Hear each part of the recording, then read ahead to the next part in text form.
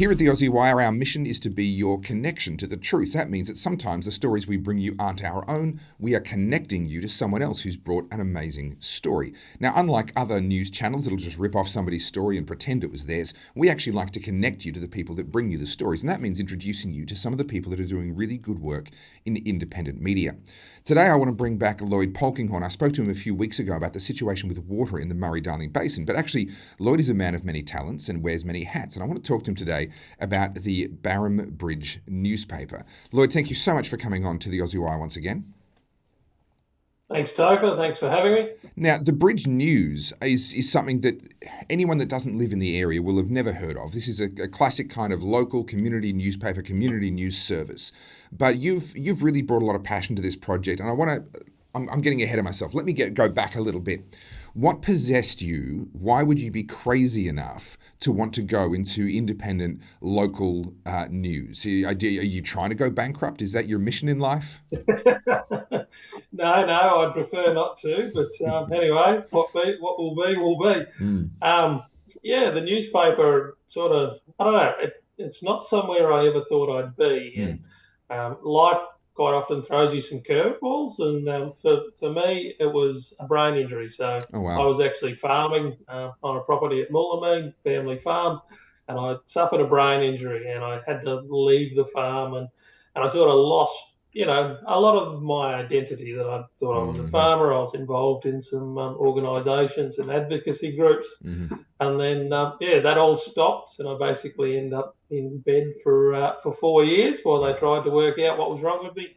And then the newspaper came up, and while I wasn't well enough to operate it in the first little bit, it was sort of an opportunity for me to advocate or hero the things that were happening in our district, because there's so many government policies that actually have real life, tangible impacts on the community on the Mm-hmm. ground, and these stories sort of don't get told. If you've got a regional news or a national news, they look at the high level. Mm-hmm. They quite often run off just the press release from the government department.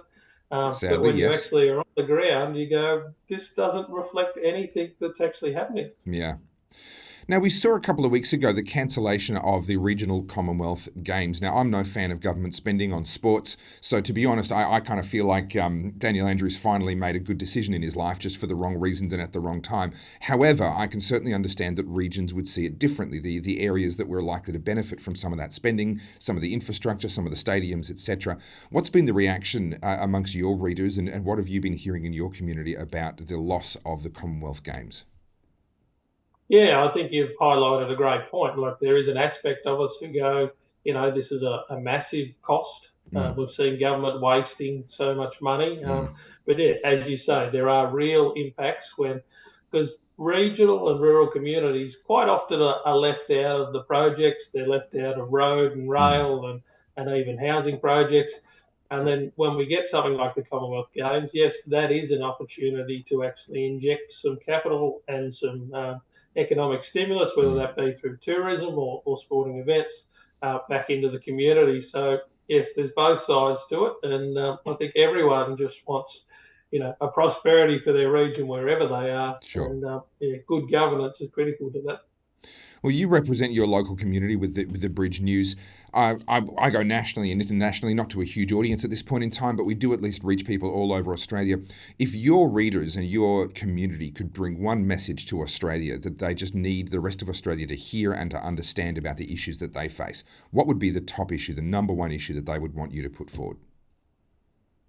I think the top issue is the need that we have honest, ethical politicians who are Mm. actually working for the betterment of the country. So our communities have faced several challenges that have been led both federally and at a state level. So Murray-Darling Basin Plan is a Mm-hmm. key one. Mm-hmm. The Warkall Shire, the former Warkall Shire, lost 70% of their employment during the implementation of Yeah, that. wow. So you imagine a city you go into and you take 70% of the jobs. Yeah. That affects schools and hospitals. And the other one we're facing now is the VNI West project, which is the giant transmission lines that are set to come through our region. Mm. And that will have huge impacts to to farmers and also our ecology. Lots of endangered species, and we live on a floodplain here, so they're actually going through a lot of the country that flooded just less than 12 months ago, so late 2020 when we had massive flooding here. So, and for communities, I think every community around Australia can probably attest to that they have a real difficulty in getting governments to listen, but also governments to act on the concerns they raise. So I think wherever you are in Australia, people need to get involved in politics, whether it be local or state or federal, and actually hold them to account. We don't tolerate it in small business. If someone treated you the way the politicians do, you wouldn't deal with them. Yeah. Unfortunately, we don't have much choice when it comes to governance, and they're making decisions that affect us as well as the next generations. Yeah. No, well said. I couldn't agree more. Now, that power line issue is honestly one that I don't have my head around very well. So you know what, Lloyd, I look forward to getting you back on the Aussie Wire at some point in the near future to bring me up to speed with what's going on with these power lines. This is, of course, a necessary part of the network upgrade in order to be able to incorporate all of these windmills and the remote, unreliable sources of energy that we seem to have fallen in love with recently. But that's a story for another time. Lloyd from The Bridge News, thank you so much for coming on the Aussie Wire. Thanks, Topher.